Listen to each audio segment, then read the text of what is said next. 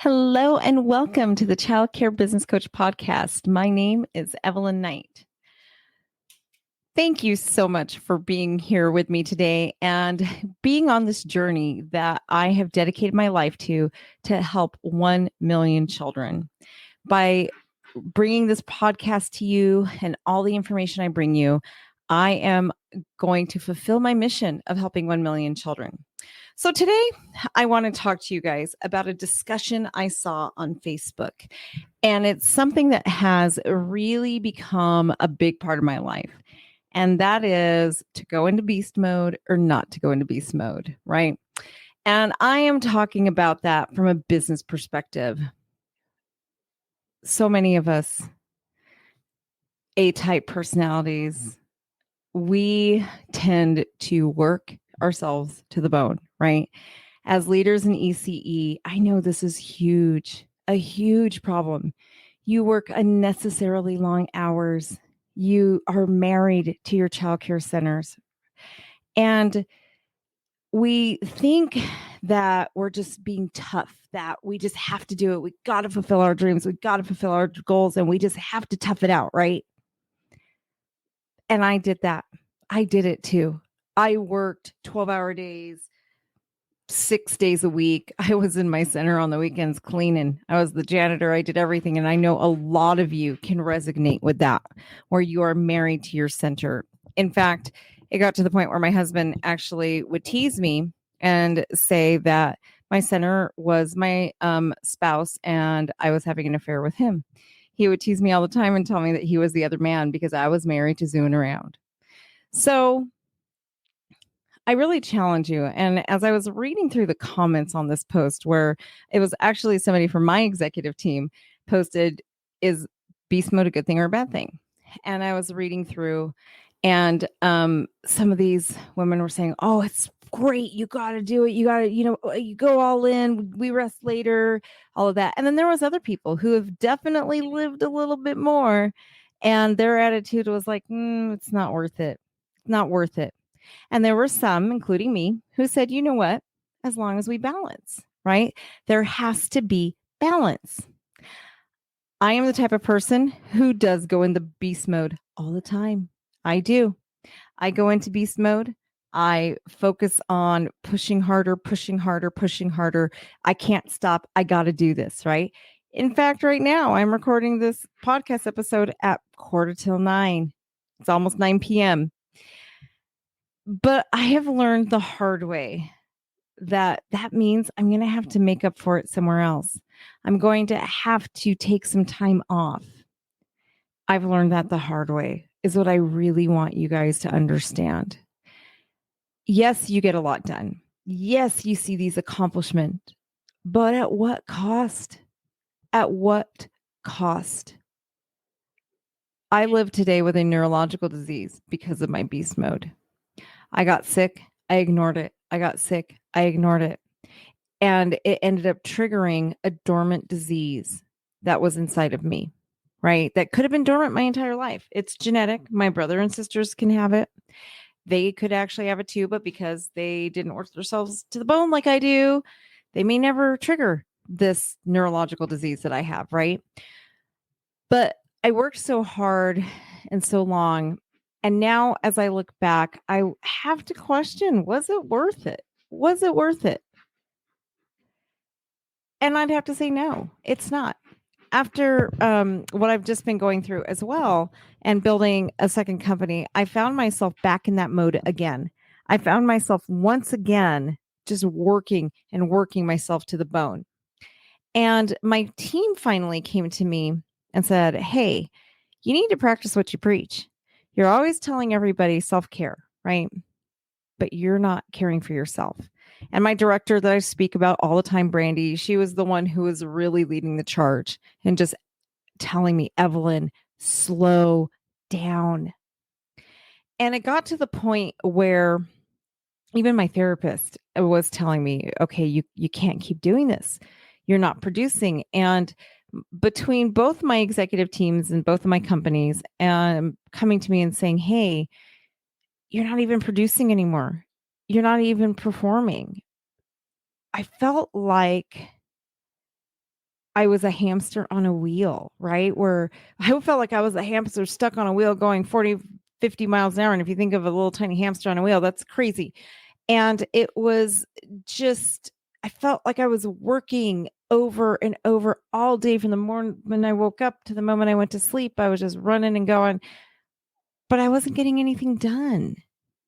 And part of that was because I had been in beast mode for so long that I didn't know how to stop. So, one of the things that I am dealing with now after going through what I went through over the last couple of years, I was running two companies and caring for my husband. And there were times where, as his nurse and having to just take him to the hospital, do this and that, I learned how to fit work into every free minute I had because I had no choice. I mean, I was still CEO of two companies. And so what ended up happening was when I took him to doctor's appointments, a lot of times I would get him in, check him in, and then I would sit in the lobby or in the waiting room, whatever, in my car, whatever I had to do, and I would work in between. I would do the things that I had to do in between. Well, when you're caring for somebody who is dying, you're basically on call 24/7. You don't know when you're going to have to suddenly jump up and deal with an emergency or run to the hospital.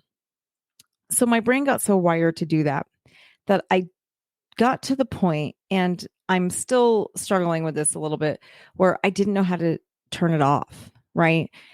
And honestly, it's not just his sickness that did it to me. I have been just such an overachiever my entire life that I have a hard time and I feel a lot of guilt when I rest. I'm a huge proponent for self-care, and I do my self-care Saturdays every Saturday, and I do things for self-care, absolutely. But even what I choose is things that make me just go and go and go. I kayak, I hike, I run, I do things, I mountain bike, right? Or not, kind of not really. I can't really call it mountain biking. That isn't actually a fair term. I go on flat dirt roads. I don't actually go up anything. But anyway, when I hike, I go up mountains, but not when I'm on the bike. So I do things that are just constant movement and on the go, but I don't really allow my brain to rest. And that was something I really didn't realize when I was talking to my therapist, and she asked me, well, when was the last time you just watched a mindless TV show or read a book that wasn't about business? I'm like, a couple of years. I don't watch TV ever. And I haven't been able to read a novel in a long time. I just get bored. So I read business books. I listen to business podcasts. I listen to maybe sermons, right? But everything I do is about personal growth and development. I never allow my time to be spent with mindlessness. So that was something I realized had really actually damaged my brain. And ironically, of course, I have a background in this and I should know better, but we never know what's inside our own fishbowl. It's so much easier to look inside somebody else's fishbowl and see what isn't right than it is to look in ourselves and our own. So I ended up basically deciding that I'm going to start doing a lot more self care. And I started giving myself a week off every month. And yeah, that was hard. And at first, my body and my brain screamed to, are you crazy? And I was terrified. I was absolutely terrified to actually go through with it. I still am. I mean, talking about it now, to be honest with you guys, still terrifies me. Like, what on earth am I going to do with myself if I'm not working? Right. But I even went a step further when I decided I'm not going to indulge in social media at all. I literally black out of social media. I don't check my email. I turn off my communication. I went, in order to protect my staff as well, we started using the Voxer app. And we can only communicate with each other through Voxer so that when it's our days off, we turn it off. It is a company policy. You turn it off. You do not work when it is time for your mental health. I can tell you, after just my first month of doing this, I felt amazing.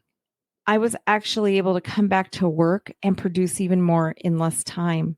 The quality of my work is better. The amount of work I'm producing is more, all because I took time off. Think about that. Putting more hours in a lot of times actually makes your work quality less. It makes it less high quality, right? And it also makes you produce less work because your brain can't handle it. And so many ECE leaders are in this boat. And that's why we lose our patience with our staff. That's why we're angry. That's why we blame them for everything. That's why we look around and think, oh, these women that work for us, they're all useless. Why don't they get it? Nobody gets it. It's not them, it's us, the leaders. And a lot of times it's because we're exhausted and we're overworked. When you start to prioritize your self-care, when you stop, you don't have to be in beast mode all the time. And when you prioritize, then when you do choose to go into beast mode, when you do choose to really just hammer down and get that work done, you are so much more effective, so much more effective, so much more powerful of a leader when you rest. So I still do. I'm not going to sugarcoat my truth. I will still just hammer it down and just go. Like when I record my videos, my podcasts, I love to just do them all at once. I will spend hours doing it. But I also know that means that tomorrow I need to take more time off. Tomorrow I'm probably going to work a half day, right? And I'm going to truly disconnect. And this is a lesson I learned the hard way. There has to be balance. You cannot always be in beast mode. You can't. Think of your brain as a muscle. And this is what really finally opened my eyes. My therapist is a psychotherapist, and my background is in neuropsychology. So I'm more looking at like the neurological networks and how the neurology works. And so she put it to me in my neuro terms, and finally, I had to admit defeat on this one and admit that I need to rest and I need to take time off. But the way she explained it to me, she said, imagine that you're running a marathon or some kind of beast training program, and your legs experience muscle atrophy. Are you going to force your legs to keep going? Well, that's exactly what happens to our brain. Our brain is a muscle and it experiences atrophy. It gets to the point where it literally can't. So, have you ever sat at your computer and just stared at the screen and just not known what to do? Or you sat in front of the piles of paperwork that are on your desk and you got to get this done, but you just can't get yourself to do it? Do you feel like it's a frenzy? I was at the point where I would sit at my computer and I would open this tab and I would start working on my financials. And then I would think, oh my gosh, yesterday was the day that I was supposed to work on Zuin's curriculum or my employee handbook, let's say, that I was supposed to fix, and I didn't have time. I know today's finance day, but before I can do this, I got to go and do that first because I fell behind. And then I would remember, oh no, but I was supposed to go and edit this blog that I wrote, and I know my team member's waiting for that. I got to go do that first because they've been waiting longer. And then there's another tab. And then the next thing I know, I'm like, oh yeah, but I forgot I was supposed to record this video for this organization. But I also now forgot I have to write a PowerPoint document because I'm presenting next week over here. Next thing I know, I have 6 programs open on my computer and 15 tabs open on my browser. And it's all work that's in progress, right? Trauma can actually completely reshape your brain. It literally can cause a form of brain damage neurologically. And when I was able to finally admit to myself that the trauma I'd been through has actually started to do that to me, that was when I finally allowed myself to start resting again.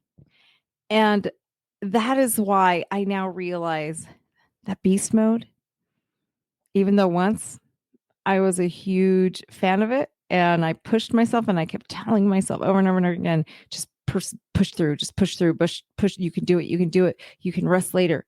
You're young now. Do it while you're young, right? Now I know it's not worth it. It damages you so much. And the damage that it does to your brain is not worth it. So if you're one of those ECE leaders right now who is at your center more than 45 hours a week, you need to reach out to my team. The first thing we do is teach you how not to work like that anymore, how to get your life back, how to stop allowing your center to be the spouse in your life and putting your family first again. They deserve it. Your children are growing up right in front of you. And if you're at your center 50 hours a week, who's with your kids? They need you. They need you. Your staff needs you. Your family needs you to show up as the best version of you. And you're not going to do that if you're always in beast mode. You're not going to be able to show up as the best version of you if you are mentally exhausted. And I know that's hard for us to admit to ourselves. And I know we place blame. We say, well, if only my staff could do this, this, and this, but nobody can do this but me. But nobody steps up like me, but no one else knows how. And I can tell you right now, it's not your staff. That is a leadership issue. And I know because I was there once. All of the things I just said are things that I used to say, are things that conversations I had with myself until I had to have that coming to Jesus talk with myself where I realized it was me. It was my lack of leadership skills and the things that I lacked that was stopping the amazing women that work for me from stepping up to be the people they are today. When I was working 50 hours a week, and there were weeks I was working 60, when I was at my center from open to close and I did not trust my girls, and I literally walked into my center one day and said, they all need to go. I need to fire them all. I want to start over because they're all useless. Over half of my staff are the same women that work for me today. They're the same people. It wasn't them. It was me. And when I built the skills for myself that helped me to be a better leader, their wings just spread. And now today, I work about maybe 2 to 3 hours a week at my center. That's it. Because those women are so amazing. I know it's fine without me because I allowed them to spread their wings, because I learned how to be the leader that could guide them, that could delegate, that put an organizational chart together for my company so that it wasn't all on me. I learned how to duplicate myself, and that is something I can teach you to do as well. So if that is something you're interested in, absolutely go to the show notes, click on the link, and reach out to us. We would love to help you gain your life back. That is one of my biggest passions and one of the biggest reasons I started Childcare Business Professionals and I started this podcast, because I know the pain of allowing your center to control your life, and it doesn't have to be that way. You can put your family first. So again, reach out to us. We would love to start working with you and get you the help that you need. I would also love to meet you in person. So make sure you check out the information for the Childcare Business Summit that is coming in October. I'm so excited. We're going to be right on the Gulf of Mexico. I love being on the Gulf of Mexico. It's one of my favorite places in the world. I have traveled all over the United States, and I have to say I like the Gulf of Mexico even better than I like Hawaii. So the only other place I like better than that is probably Alaska, but I think you guys would probably enjoy the Gulf more than Alaska. So we're doing the Gulf. We'll have sunshine in October, beach and sunshine. It's going to be amazing. So make sure that you join us for that as well. Have a wonderful week, everybody.